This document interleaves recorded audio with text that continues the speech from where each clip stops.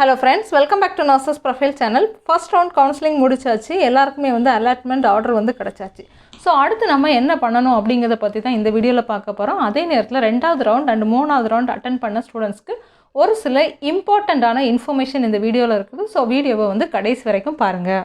First allotment கிடைச்ச students என்ன பண்ணணும் அப்படின்னா, காலேஜில் போய் நீங்கள் ரிப்போர்ட் பண்ணணும். அதாவது 18ஆம் தேதியோ இல்லைனா 18ஆம் தேதிக்கு முன்னாடியோ அந்த காலேஜில் வந்து முடிஞ்ச அளவு டைரெக்டாக போய் இன்ஃபார்ம் பண்ணுங்கள், அதாவது ரிப்போர்ட் பண்ணுங்கள்.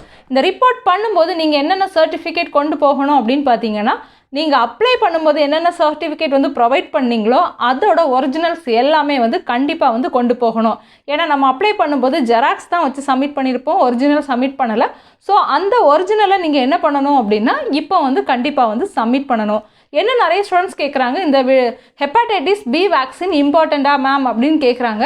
உங்களால் முடிஞ்சிச்சு அப்படின்னா ஹெப்பாடைட்டிஸ் பி வேக்சின் போட்டுட்டு போங்க. அது உங்களுக்கும் சேஃபு, உங்கள் கூட படிக்கிற மற்ற ஸ்டூடெண்ட்ஸ்க்கும் வந்து சேஃபு. ஸோ அந்த ப்ராஸ்பெக்டாஸில் இருக்கிற அந்த அனெக்ஷரை தான் நீங்கள் வந்து டவுன்லோட் பண்ணி சர்டிஃபிகேட்டாக வாங்கணும் அப்படின்னு கிடையாது. நீங்கள் எந்த ஹாஸ்பிட்டலில் வந்து வேக்சினேஷன் இன்ஜெக்ஷன் போடுறீங்களோ, அதாவது எந்த ஹாஸ்பிட்டலில் நீங்கள் இன்ஜெக்ஷன் போடுறீங்களோ அந்த ஹாஸ்பிட்டல்லே சர்டிஃபிகேட் கேட்டால் அவங்களே என்ன செய்வாங்கன்னா உங்களுக்கு ப்ரொவைட் பண்ணுவாங்க. அந்த சர்டிஃபிகேட் போதும். இல்லை உங்களுக்கு வந்து வேக்சின் பண்ணதுக்கு விருப்பம் இல்லை அப்படின்னா டைரெக்டாக உங்களுக்கு எந்த காலேஜ் கிடச்சிருக்கோ அந்த காலேஜில் நீங்களே வந்து என்ன செஞ்சுக்கலாம்னா ஃபோன் பண்ணி கேட்டுக்கலாம். இன்னொரு முக்கியமான விஷயம் என்ன அப்படின்னு பார்த்தீங்கன்னா, ஃபீஸ் பற்றி கேட்டிருந்தீங்க. ஃபீஸ் ஸ்ட்ரக்சர் வந்து கவர்மெண்ட் டிசைட் பண்ண ஃபீஸ் வந்து 45,000 தான். பட் உங்களுக்கு இப்போ காலேஜ் வந்து அலர்ட் ஆகியாச்சு. ஸோ அந்த காலேஜ்லேயே நீங்கள் என்ன செய்யலாம்னா ஃபோன் பண்ணி கேட்கலாம். நாங்கள் வரும்போது எவ்வளோ ஃபீஸ் பண்ணணும் அப்படிங்கிற டீட்டெயிலையும் வந்து நீங்கள் டேரெக்டாக வந்து உங்கள் காலேஜ்க்கு வந்து ஃபோன் பண்ணி பேசலாம். கண்டிப்பாக உங்களுக்கு அவங்க வந்து என்ன செய்வாங்கன்னா ரெஸ்பான்ஸ் பண்ணுவாங்க. அண்ட் இன்னொரு இம்பார்ட்டண்ட்டான விஷயம், உங்களுக்கு கிடைச்ச காலேஜோ கோர்ஸோ பிடிக்காட்டாலும் கண்டிப்பாக நீங்கள் என்ன செய்யணும்னா அந்த டேட்டில் போய் ரிப்போர்ட் பண்ணணும். அந்த டேட்டில் நீங்கள் ரிப்போர்ட் பண்ணியிருந்தால் மட்டும்தான் அடுத்த ரவுண்டு கவுன்சிலிங்க்கோ இல்லைனா அடுத்து ஒரு வாய்ப்புக்கு நீங்கள் வந்து உள்ளே வர்றதுக்கோ வந்து சான்ஸ் உண்டு. சப்போஸ் நீங்கள் உங்களுக்கு அந்த கோர்ஸில் அந்த காலேஜில் போய் நீங்கள் ரிப்போர்ட் பண்ணலை அப்படின்னா அடுத்து வந்து உங்களுக்கு வந்து ஆப்ஷனே கிடைக்காது. பட் அந்த ஆப்ஷன் பற்றி இது வரைக்கும் எந்த ஒரு இன்ஃபர்மேஷனும் வெப்சைட்டில் கிடைக்கல இல்லை. ஸோ உங்களோட லாகின் ஐடி பாஸ்வேர்ட் போட்டு நீங்கள் ஓப்பன் பண்ணி பாருங்கள். அதுக்குள்ளே ஏதாவது செகண்ட் லிங்க் ஏதாவது கொடுத்துருக்காங்களா அப்படின்னு பாருங்கள்.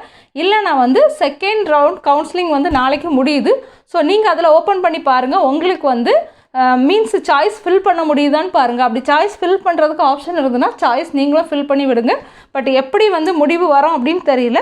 பட் இது வந்து ஒரு ட்ரையல் தான். ஸோ செஞ்சு பாருங்கள். பலன் கிடச்சிச்சுன்னா ரொம்ப நல்ல விஷயந்தான். அண்ட் செகண்ட் ரவுண்ட் நாளைக்கு உங்களுக்கு வந்து சாய்ஸ் ஃபில்லிங் முடியுது. ஸோ என்னோடய அட்வைஸ் உங்களுக்கு என்ன அப்படின்னு பார்த்தீங்கன்னா, நிறைய காலேஜஸ் வந்து ஃபில் பண்ணுங்கள். சாய்ஸில் வந்து ஃபில் பண்ணுங்கள். 1-2 ஸ்டூடெண்ட்ஸ்க்கு வந்து ஃபஸ்ட் ரவுண்டில் வந்து சீட் கிடைக்கல, அலாட்மெண்ட் வந்து ஆகலை அப்படின்னு சொல்லியிருந்தாங்க. அவங்கெல்லாம் என்ன செஞ்சுருக்காங்க அப்படின்னா ரொம்ப கம்மியான காலேஜ் மட்டும் தான் வந்து சூஸ் பண்ணியிருக்காங்க. ஸோ உங்களுக்கு எவ்வளோ காலேஜ் வந்து ஆப்ஷன் காட்டுதோ ஒரு குறைஞ்சது வந்து ஒரு 25 காலேஜஸாவது என்ன செய்யுங்கன்னா நீங்கள் வந்து சூஸ் பண்ணுங்கள். அதே மாதிரி தான் தேர்ட் ரவுண்டில் வரக்கூடிய ஸ்டூடெண்ட்ஸும் உங்களுக்கு வந்து நிறைய காலேஜ் டிஸ்பிளே ஆச்சுன்னா 1 or 2 காலேஜஸ் மட்டும் சூஸ் பண்ணாதீங்க. கண்டிப்பாக வந்து ஒரு 15 காலேஜுக்கு மேலேயாவது வந்து சூஸ் பண்ணுங்கள், உங்களுக்கு இருக்கக்கூடிய ஆப்ஷனை பொறுத்து. ஸோ இந்த மாதிரி சீட் அலாட்மெண்ட் ஆகாமல் இருக்கிறத வந்து அவாய்ட் பண்ணுறதுக்காக முடிஞ்ச அளவு காலேஜ் வந்து சூஸ் பண்ணுறது ஒரு பெட்டரான விஷயம். ஏன்னா வந்து திருப்பி வந்து சீட் அலாட் ஆகலை அப்படின்னா அந்த ஸ்டூடெண்ட்ஸ்க்கு என்ன பண்ணணும் அப்படிங்கிற ஒரு இன்ஃபர்மேஷன் வந்து எங்கேயுமே வந்து தெளிவாக இல்லை. வெப்சைட்டில் எதுவுமே வந்து அவங்க என்ன செய்யலாம்னா அப்டேட் பண்ணலை.